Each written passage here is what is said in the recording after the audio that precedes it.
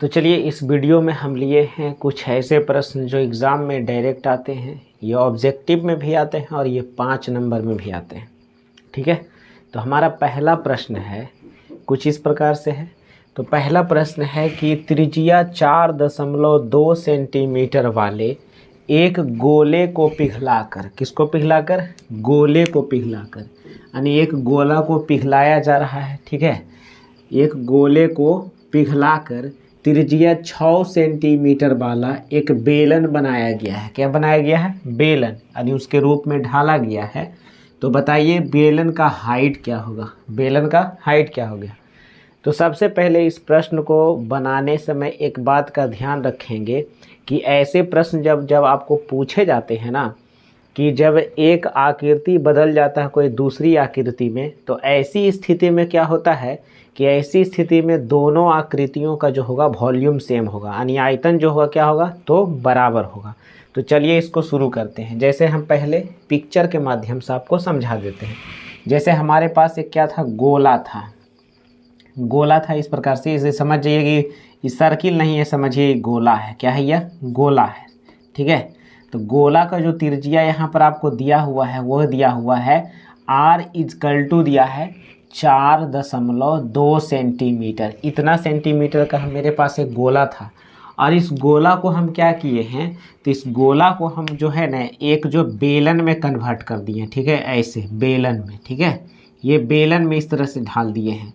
तो बेलन का जो त्रिज्या है इसको हम r' मानते हैं, यानी r' बराबर कितना है? तो 6 सेंटीमीटर है। ठीक है, तो बता रहा है कि बताइए ना इस बेलन का हाइट क्या होगा? बेलन का हाइट क्या होगा? तो ऐसी स्थिति में याद रखिएगा कि गोला के आयतन और बेलन का आयतन, दोनों का आयतन समान होगा। दोनों का आयतन क्या होगा? कोई भी सवाल हो, जब भी कहेगा कि ये आकृति दूसरे आकृति में बदल जाता है या दूसरा आकृति में ढाला जाता है, तो ऐसी स्थिति में आयतन लगाइएगा, दोनों का वॉल्यूम सेम होता है। ठीक है, तो यहाँ पर हम लोग लगा लेंगे क्या? गोला का आयतन, गोला का आयतन, और बराबर इधर लिखेंगे क्या जी? तो बेलन का आयतन। किसका आयतन लगाएंगे? तो इधर लिखेंगे बेलन का आयतन, बेलन का आयतन। क्लियर है? यहाँ तक तो अच्छा सा आप लिख लीजिएगा। ठीक है, अब ये देखिए ध्यान से फार्मूला आप लगाएंगे। ठीक है, गोला का आयतन क्या होता है? तो होता है 4/3 पाई r³। ठीक है, अच्छा बेलन का आयतन क्या होता है? तो बेलन का आयतन होता है पाई r² होता है। यहाँ के लिए इधर देखिए त्रिज्या है r', तो नीचे डैश लगा देंगे। इसमें त्रिज्या केवल r ही है। अब ये दोनों वॉल्यूम जो है लगा दिए हैं। अब इसको हल करेंगे तो हो जाए, देखिए पाई से पाई तो पहले ही कट गया।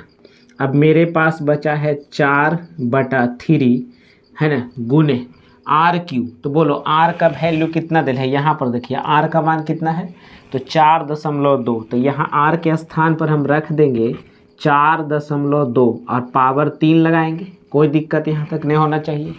अब r' का मान यहाँ पर देखिए है बेलन में 6 सेंटीमीटर, तो 6 का स्क्वायर कर देंगे और इंटू करेंगे h। ठीक, आगे इसी प्रकार से हम लोग चलेंगे। इसको हम लिखेंगे 4/3 गुने, इसको कितना बार लिखना है? पावर 3 है तो इसको 3 बार लिखेंगे, यानी 4.2 गुना 4.2 गुना 4.2, और इधर हो जाएगा क्या? 6 का स्क्वायर हो जाएगा, 6 छके 36 गुना h। क्लियर यहाँ तक है? अब यहाँ से देखिए ध्यान से, यहाँ पर क्या करेंगे? रहने दीजिए, इसको ऐसे मत काटिए। ठीक है, इधर तो जगह थोड़ा सा आ जाएगा, एक लाइन और नीचे आ ही जाएगा। चलिए तो देखिए ध्यान से, यहाँ पर क्या करेंगे कि हम लिखेंगे 4/3 गुना 4.2 गुना 4.2 गुना 4.2। बोलिए 36 इधर है गुना में ना, तो 36 को इधर ले आइए, क्या आ जाएगा? ये भागा में आ जाएगा। 36 क्या आ जाएगा? भागा में आ जाएगा। अब इधर बचा h। अब देखिए काटने का मज़ा अब है। ठीक है, अब सब एक तरफ हो गया है। अब इसको खूब मन से आप काट सकते हैं। ठीक, तो मन से इसको काटिए। आइए देखिए, काटिए, बोले 4 से काटिए, 4 9 36, 9 बार में कहानी ख़त्म।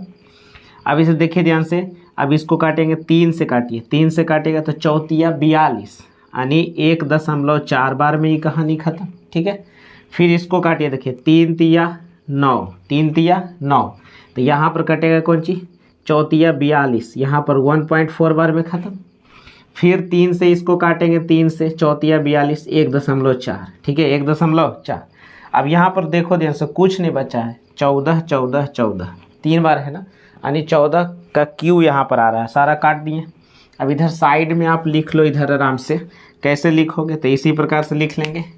इसीलिए h बराबर 1.4 गुना 1.4 है ना, 1.4।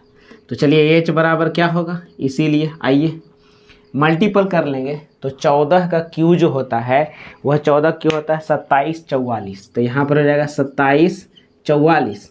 अब देखो 3 अंक के बाद दशमलव, 1 2 3, तो 3 अंक के बाद यहाँ पर दशमलव देंगे। यही आपका सवाल अगर सेंटीमीटर में है तो ये भी आपका सेंटीमीटर में होगा। अंतिम लाइन में लिख दीजिएगा, इसीलिए बेलन का ऊंचाई, बेलन का ऊंचाई, इसीलिए बेलन का ऊंचाई h बराबर कितना, 2.7। यह आपका आंसर। क्लियर है, तो इसको जरूर एक बार देख लीजिए। हम नहीं कहते हैं, हम ये नहीं बोल रहे हैं कि यही सवाल एग्ज़ाम में आ जाएंगे, लेकिन इसी प्रकार के सवाल बहुत सारे एग्ज़ाम में आते हैं जो आयतन मतलब कि आकृति को बदलने के लिए होता है। इस आकृति इस उस आकृति में बदल गया, तो ऐसी स्थिति में वॉल्यूम को बराबर करिएगा। ठीक है, और कोई ज़्यादा दिमाग नहीं लगाना है। ठीक है,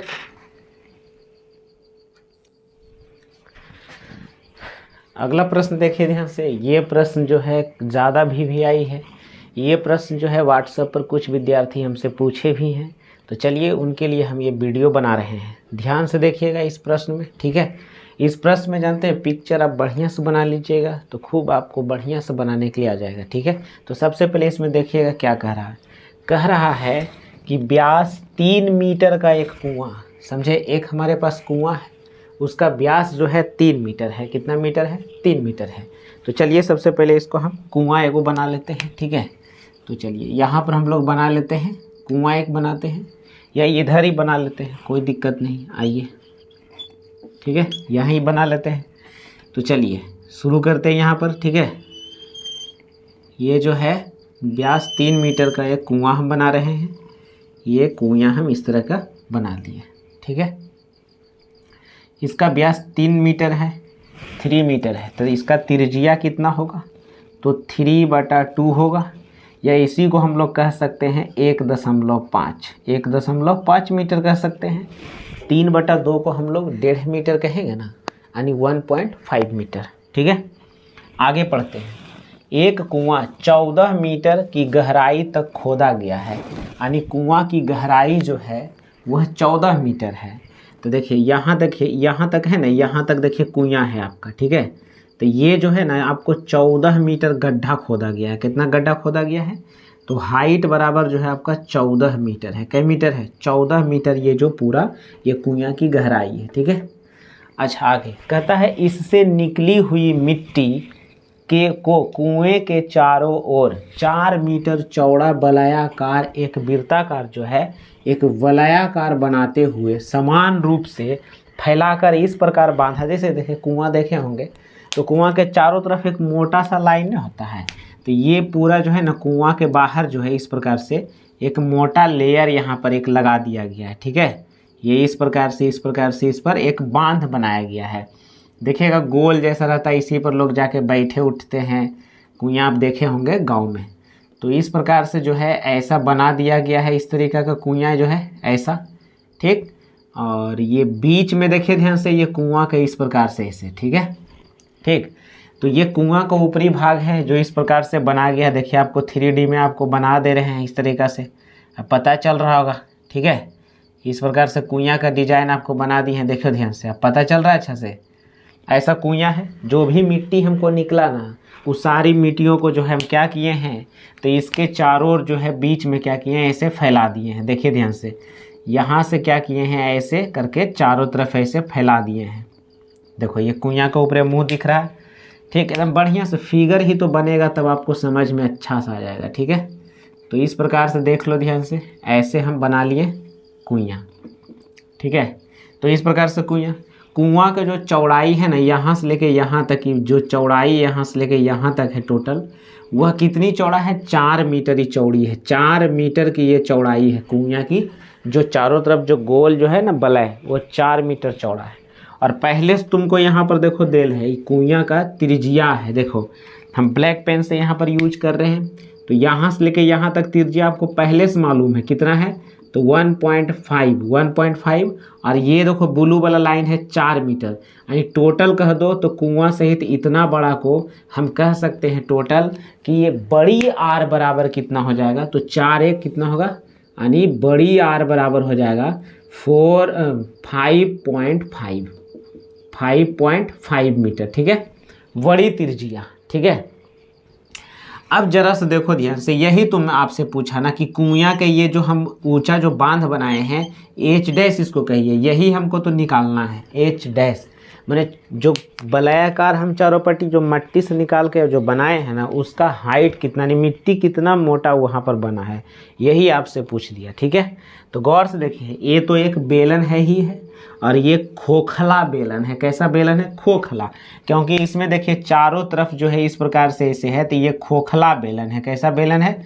खोखला। देखिए बीच में इतना मोटा दिख रहा है ना आपको, तो ये खोखला बेलन है। किस तरीका का बेलन है? ये खोखला बेलन है। तो खोखला बेलन का देखिए आपको क्या हुआ कि इससे जो मिट्टी हम निकाले हैं, इसी को चारों तरफ फैलाए हैं ना, तो इससे निकला हुआ मिट्टी बराबर ये जो देख रहे हैं ये क्या, बांध का आयतन। किसका आयतन? बांध का आयतन। तो सीधा सीधा हम लोग यहाँ से सीधा बनाना शुरू करेंगे। सीधा कुछ हम नहीं लिखेंगे, सीधा लिखेंगे बांध का आयतन। गौर से देखिएगा, है बांध का आयतन बराबर खोदी गई मिट्टी के आयतन। यही मिट्टी इससे निकला है, सारा मिट्टी इस पर फैला दिए हैं, तो ये मिट्टी जो है कैसा ही है, बेलनाकार है ना, यानी कुआं का आयतन। किसका आयतन? खोदी गई मिट्टी का आयतन बराबर कुआं का आयतन। किसका आयतन?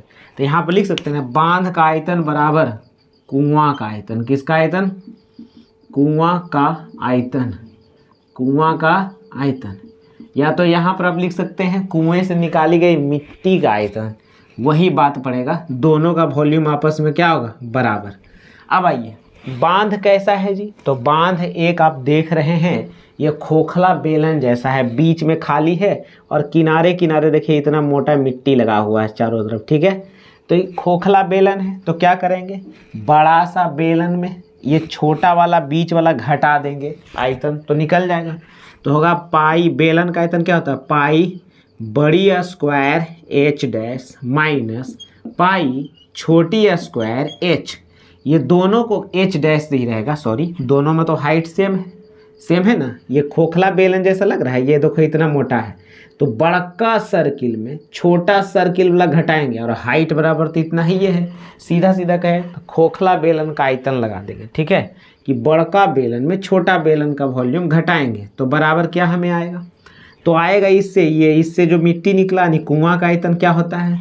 तो कुआं का आयतन होता है पाई छोटी आर स्क्वायर एच, क्योंकि यहाँ पर देखो छोटी आर है। ठीक है, इसका आयतन निकालेंगे, इससे जो मिट्टी निकला उसी का आयतन। अब इसको हल कर दीजिए, बोलिए दोनों में क्या मिल रहा है? तो आपको क्या मिला? पाई और एच डैश मिल रहा है, तो निकालिए इसको बाहर, पाई और एच डैश निकल जाएगा बाहर।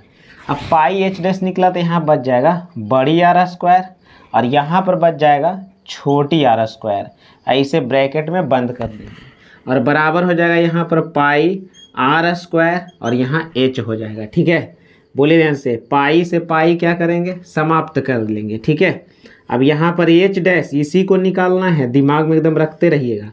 बड़ी आर का मान देखिए कितना आ है, बड़ी आर का मान है 5.5, तो यहाँ पर कर देंगे 5.5 का स्क्वायर कर लेंगे, माइनस छोटी आर का मान देखिए यहाँ पर है 1.5, तो यहाँ पर लिख देंगे 1.5 का स्क्वायर कर लेंगे। ठीक है, इस तरीका से बराबर इधर है छोटी आर का मान, तो 1.5 का स्क्वायर कर लीजिए और गुना एच का वैल्यू देख लो कितना है, एच का वैल्यू यहाँ पर दे लें 14 मीटर, तो यहाँ पर 14 मीटर रख देंगे। कोई दिक्कत यहाँ तक?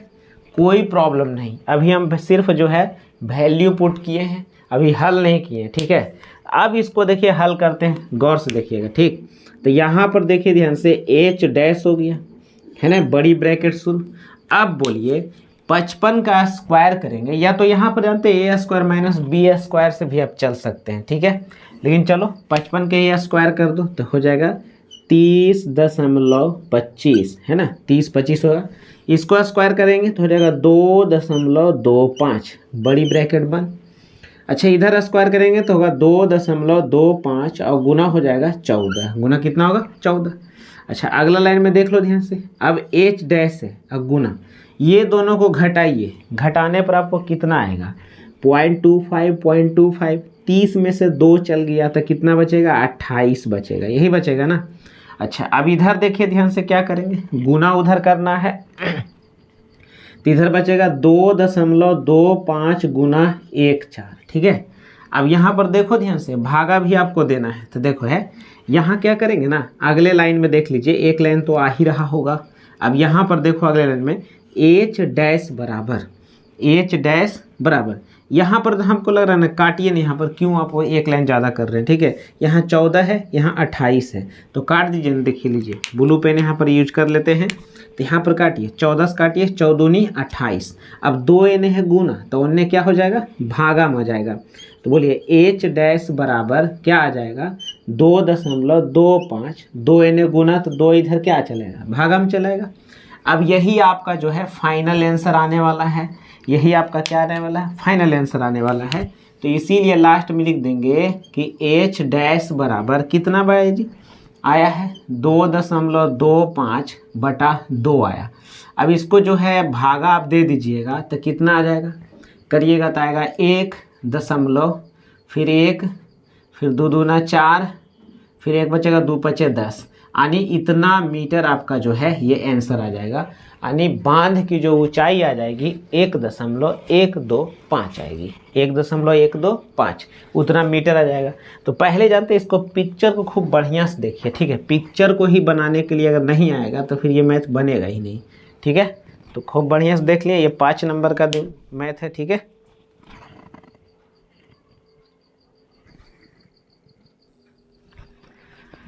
देखिए ध्यान से, अगला प्रश्न भी है, बहुत ही इम्पोर्टेंट प्रश्न है।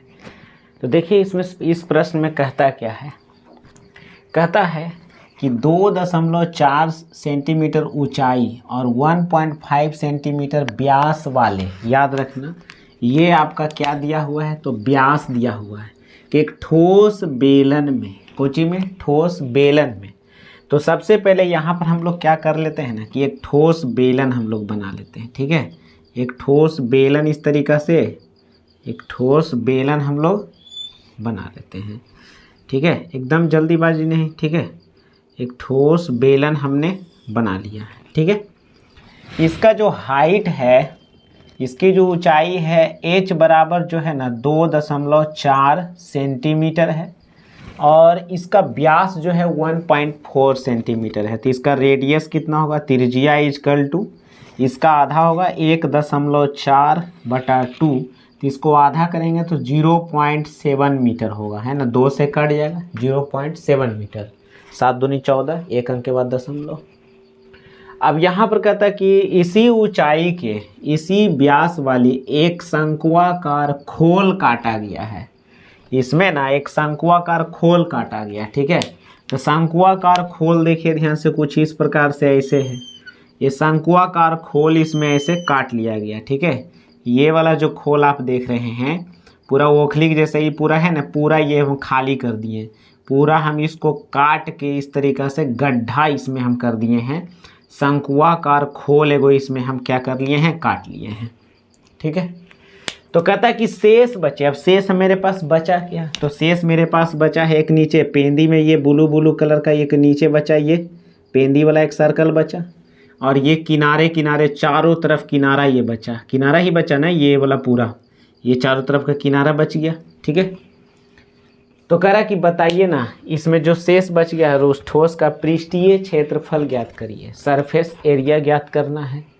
पिक्चर आपको बना चुके हैं, तो चलिए सबसे पहले देखिए ध्यान से, ये शंक्वाकार भाग में देखिए, ये हो गया सर्किल, सर्किल का ये त्रिज्या है, और ये है इसका हाइट, ये क्या है, इसका हाइट है। तो हाइट बराबर तो ये 2.4 आपको तो है ही, ठीक है। और त्रिज्या बराबर आपको है 0.7 मीटर है, ये दे ले, ठीक है। 0.7 सेंटीमीटर है, ये सॉरी ये सेंटीमीटर में है और ये भी सेंटीमीटर में है, ठीक है। अब कहता है कि देखो ध्यान से, तो सबसे पहले इसका तिरछी ऊंचाई एल निकाल लीजिए, तिरछी ऊंचाई एल निकाल लीजिए। तो यहाँ पर हम लोग चलेंगे, लिखेंगे शंक्वाकार, शंक्वाकार भाग का तिरछी ऊंचाई, तिरछी ऊंचाई, शंक्वाकार भाग का तिरछी ऊंचाई। तो तिरछी ऊंचाई क्या होता है, एल। तो शंक्वाकार भाग तिरछी ऊंचाई एल बराबर अंडर रूट, फार्मूला क्या होता है, एच स्क्वायर जोड़ आर स्क्वायर। तो यहाँ से इसको हम बना लेंगे। एच का वैल्यू कितना दिल है, 2.4। जो बेलन का ऊंचाई होगा वही शंकु का होगा, तो हो गया 2.4 का स्क्वायर कर लेंगे यहाँ पर, प्लस त्रिज्या का कितना हो जाएगा, तो 0.7 है ना, इसका स्क्वायर कर लेंगे। क्लियर है यहाँ तक। अब इसका स्क्वायर कर लेंगे तो 24 का स्क्वायर कितना होता है, 24 का स्क्वायर होता है 576 और इसका होता है कितना, 749, 2 अंक के बाद दशमलव पड़ेगा। अब यहाँ पर देखो ध्यान से, यहाँ पर आ जाते हैं, ठीक है। अब हल करने के बाद जो है ये रूट के अंदर में आ जाएगा, जोड़ने पर आ जाएगा 6.25, अर्थात ये हमारा आ गया कितना, ये 25 यानी 2.5 सेंटीमीटर। एल का वैल्यू तो निकल गया, ठीक है। अब देखो डायरेक्ट निकालते हैं, ठीक है। तो कुछ देखो इस प्रकार से है, एक छोटा सा हम इस तरह से बनाए हैं कागज़ को काट के, ताकि आपको समझ में अच्छा से आ जाए, ठीक है। तो देखिएगा गौर से, ठीक है, देखिएगा इधर, ये देखिए ध्यान से। कुछ इस प्रकार से मेरे पास एक बेलन है, कुछ इस प्रकार से ये बेलन मेरे पास है, ठीक है ये। और इस बेलन में हम क्या करेंगे ना, तो गड्ढा करेंगे शंक्वाकार। तो देखो इस प्रकार से शंक्वाकार एक गड्ढा बीच में किया हुआ है, देखो शंक्वाकार गड्ढा ऐसे किया हुआ है, ठीक है। अब और नीचे नहीं किए, नीचे कुछ गड्ढा नहीं किए, ठीक है, नीचे कोई गड्ढा नहीं किया हुआ, सिर्फ इसमें किया गया है गड्ढा, ठीक है। अब इसका बोला कि शेष बचे हुए सरफेस है उसका एरिया ज्ञात करो। तो देखो सबसे पहले ये बेलन के चारों तरफ एरिया बचा हुआ है, देखो चारों तरफ देख लो, ठीक है। ये चारों तरफ एरिया आपको दिख रहा है, ये आपका बचा हुआ है, ठीक है। फिर देखो ध्यान से, ये नीचे पेंदी, पेंदी में तो गोल है, ये है नीचे पेंदी में कैसा है, सर्कल है। तो देखो ये चारों तरफ को हम लोग कहते हैं बेलन का वक्र, बेलन का वक्र सतह चारों तरफ को, ठीक है। तो बेलन का वक्र हो गया 2πr/h और नीचे हो गया सर्किल πr²। और बचा कौन, तो एक सरफेस देखो इस गड्ढा में है, देखो कैसा है, तो ये देखो गड्ढा में इस तरीका से है। तो ये सरफेस कैसा आपको देखने में लग रहा है, तो ये शंक्वाकार सरफेस है अंदर में, ठीक है। तो इस शंक्वाकार सरफेस का वक्र सतह है ना, तो इसको क्या बोलेंगे, πr/l, πr। तो 3 तरह के इसमें हमको सरफेस दिख रहे हैं, तीनों को जोड़ देंगे, शेष का सरफेस का निकल गया, यानी शेष का पृष्ठीय क्षेत्रफल निकल गया। तो चलिए यहाँ पर देख लीजिए, ठीक है। तो अब लिखेंगे, क्या हमसे पूछा कि शेष ठोस का पृष्ठीय, लिखेंगे कि शेष ठोस का पृष्ठीय क्षेत्रफल, शेष ठोस का पृष्ठीय क्षेत्रफल बताइए। 3 गो क्षेत्र इसमें मिलेगा। सबसे पहला इस बेलन के चारों तरफ जो बचा उसको क्या बोलेंगे, 2πr/h प्लस नीचे पेंदी में कैसा बचा, नीचे वाला तो सर्किल जैसा, तो πr²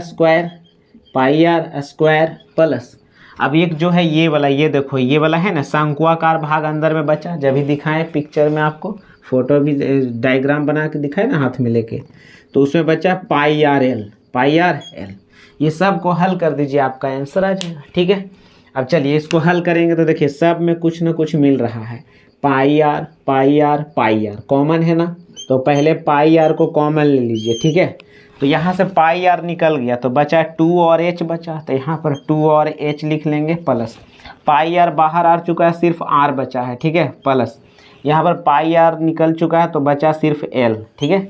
अब जो है आसानी तरीका से हल होगा, पाई का मान होता है 22/7 गुना r का वैल्यू कितना है, देखो आर का वैल्यू कितना है तो 0.7, तो यहाँ पर लिख देंगे 0.7, फिर बड़ी ब्रैकेट शुरू, 2 है तो 2 लिखेंगे। एच का मान कितना है तो एच का मान है 2.4, तो यहाँ पर रख देंगे 2.4, फिर प्लस आर का मान है 0.7, एल का मान हम लाए हैं 2.5, 2.5 एल का मान लाए, क्या लाए हैं 2.5, देखो एल बराबर है ये, है ना, एल बराबर। अब यहाँ पर देखो इसको काटना शुरू करते हैं, तो ये वाला आपसे देखिए कटेगा, ये कट जाएगा 7 से 7, तो 0.1 बार में कटेगा, 1 बार में कट गया ही, ठीक है। तो 22 गुना 0.1 करेंगे तो 2.2 आ जाएगा, ठीक है। ब्रैकेट शुरू, यहाँ पर करो 24 दूना 48, तो 4.8 हो जाएगा। ये दोनों को ऐड कर दो, ये दोनों को क्या करो ऐड करो, तो यहाँ पर जोड़िएगा 25 7 32 हो जाएगा, यानी कहने का मतलब 3.2 हो जाएगा, 7 5 12 2 1 3, ठीक है। अब मेरे पास कुछ इस प्रकार से आ गया है 2.2 गुना करो, अब ये दोनों जोड़ो 8 2 10, 8 2 10 और 4 3 7, 7 में सॉरी 8 2 10, 0 बचेगा ना, हाथ में 1 बचा, 4 3 7, 7 1 कितना हो जाएगा 8, तो ये 8 दशमलव कुछ आएगा, 8.0 आएगा, तो सीधा सीधा 8, सीधा सीधा कितना समझो 8 समझिए, तो 22 गुना 8 आपको आ गया, ठीक है। 22 गुना कितना आया 8, तो 22 गुना 8 को जैसे करिएगा, ये समझे कि नहीं, देखिए ऐसे आएगा, तो ऐसे में क्या लेना, दशमलव के बाद तो 0 आ गया है, तो क्या इधर दशमलव के बाद 0 नए दिख रहे हैं, ठीक है। अब देखिए इनसे 82 कितना होता है, 8 दूनी 16, 8 दूनी 16 1 17, अब एक अंक के बाद दशमलव, यही हमारे पास क्या आया, मीटर है कि सेंटीमीटर है, सेंटीमीटर है, क्या है ये सेंटीमीटर आंसर, यानी 17.6, 17.6। तो यहाँ पर देख लीजिए कैसे हम बनाए, है ना, कैसे बनाए तो आपको पता चल गया है ना। उस पिक्चर को कागज़ वाला जो अभी बता रहे थे उस पर ध्यान दीजिएगा तो आपको समझ में आ जाएगा, ठीक है।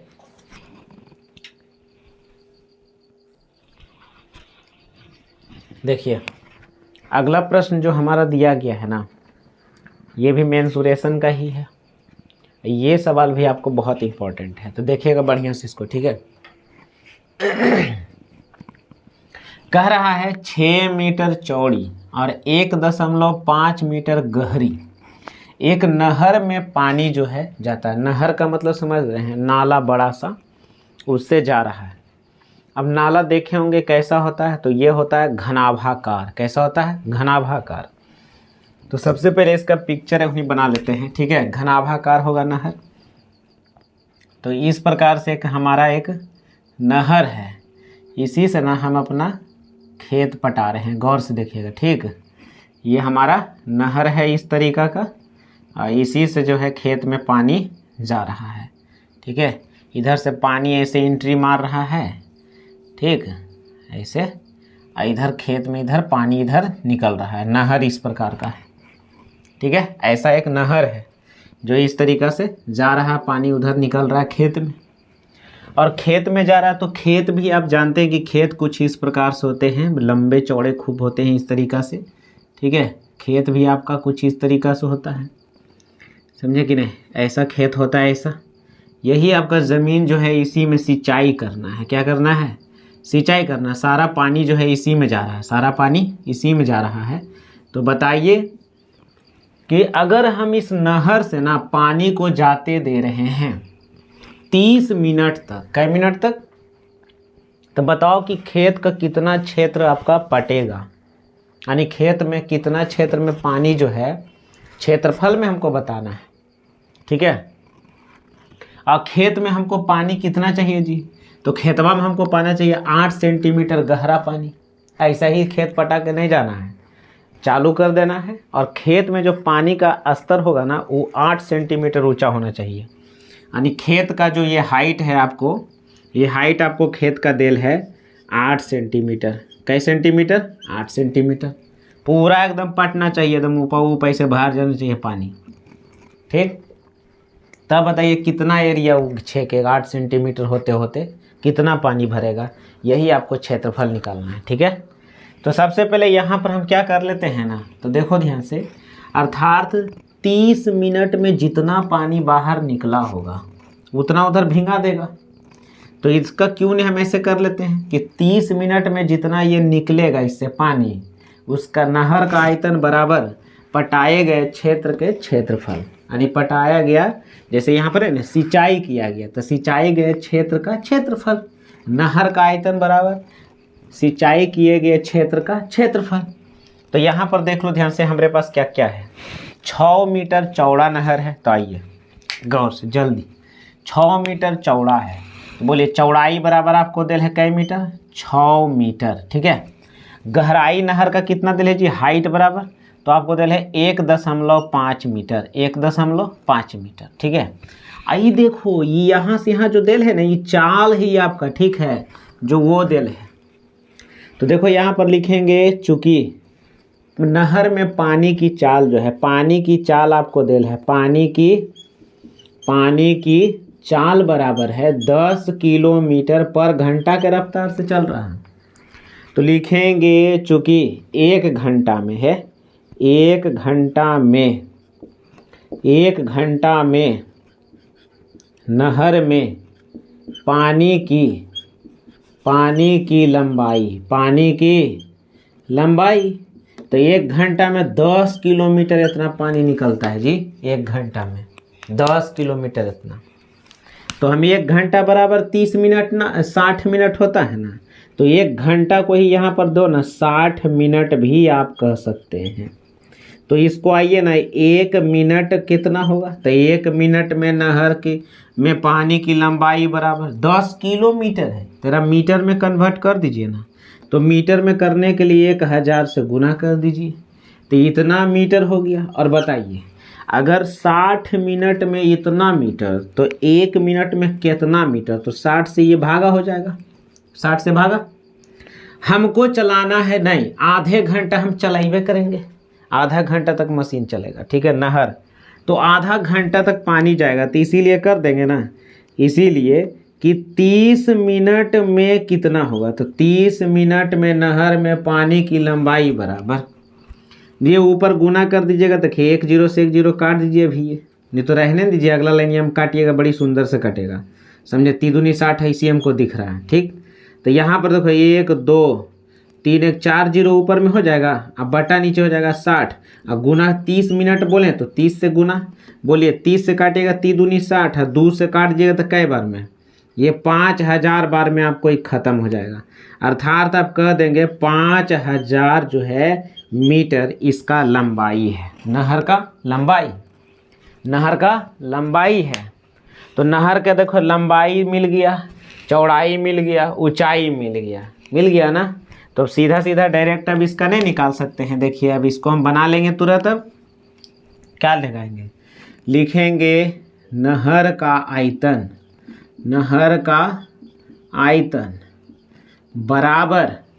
बराबर सिंचाई करने योग्य क्षेत्र का क्षेत्रफल, यानी सिंचाई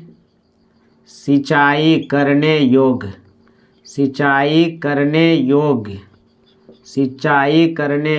क्षेत्र का क्षेत्रफल, थोड़ा सा लंबा हो गया ने, क्षेत्र का क्षेत्रफल, सिंचाई करने योग्य क्षेत्र का क्षेत्रफल। बोलिए नहर हमारा कैसा है, घनाभाकार, नाला जी, नाला मछली मार्केटवा वाला। तो यहाँ पर देखिए ध्यान से, नहर का आयतन हो जाएगा कौन सी, L गुना B गुना H, L गुना B गुना H, घनाभ है। अच्छा खेत कैसा होता है जी, अगर पानी 8 सेंटीमीटर ऊंचा जाएगा इसको H डैश कह दीजिए, ठीक है।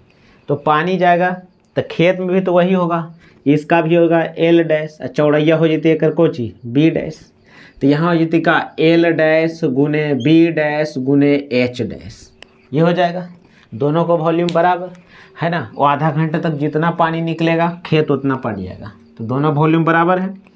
अब यहाँ बताइए ध्यान से लंबाई, बोलिए लंबाई का मान कितना है, L का मान अभी लाए हैं 5000, तो भर दीजिए ना 5000 गुने चौड़ाई का मान कितना है 6 मीटर, तो 6 भर दिए, और यहाँ ऊंचाई है 1.5 हो गया।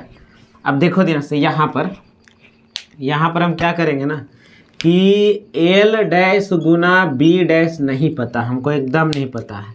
एच डैश हमको देल है कितना जी, तो 8 सेंटीमीटर में है। देखो यहाँ क्या देल है, सेंटीमीटर। तो सेंटीमीटर को मीटर बनाने के लिए 100 से देंगे भागा, तो ये बन जाएगा मीटर में, कोचिंग बन जाएगा मीटर में। तो यहाँ पर क्या करेंगे, 100 से भागा देंगे, यानी 8/100, 8/100। क्लियर यहाँ तक कोई दिक्कत नहीं आपको होगा। अब देखो ध्यान से, यहाँ पर कलर हम चेंज कर दिए हैं, एल डैश बी डैश। तो एल डैश बी डैश क्या हुआ, खेत का जो हम भाग पटा रहे हैं ना, उसका क्षेत्रफल हो गया, लंबाई गुना चौड़ाई, वही तो हमको निकालना है, एल डैश गुना बी डैश, यानी एरिया निकालना है। ठीक है, अब यहाँ पर देखो ध्यान से, ये दशमलव कर देंगे तो नीचे दशमलव टूटेगा ना। अब टूटेगा तो देखिए 1 0 से 1 0 काट दीजिए इधर। अब अगला हमरे आ गया इधर 500 गुने 15 6 का 90 कर दीजिए, तो 90 हो गए। इन्हें देखिए, ये देख रहे हैं, तो ये हो जाएगा क्या, 100 चल जाएगा ऊपर और 8 आ जाएगा नीचे, इधर बच जाएगा एल डैश गुने बी डैश। क्षेत्रफल उधर बचा, उधर 8/100 था, तो इधर ले आए तो 8 नीचे और 100 ऊपर चला जाएगा। ठीक है, अब यहाँ पर देखो ध्यान से, खूब बढ़िया से इसको अब गुना कर लीजिए, गुना करिए ना, 9 5 45, तो 45 हो गया, कई जीरो आएगा, 1 2 3 4 5, 1 2 3 4 5, और नीचे कितना है 8।